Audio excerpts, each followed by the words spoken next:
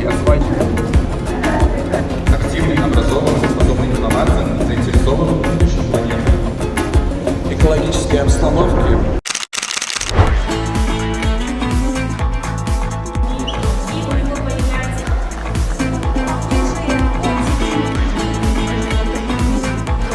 Степановна, починаю рассказ. Меня зовут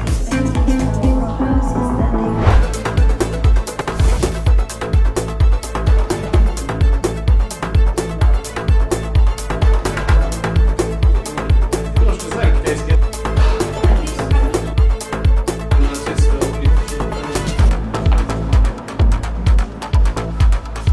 Это наши разработчики, это бэкэнд разработчики, фронтенд.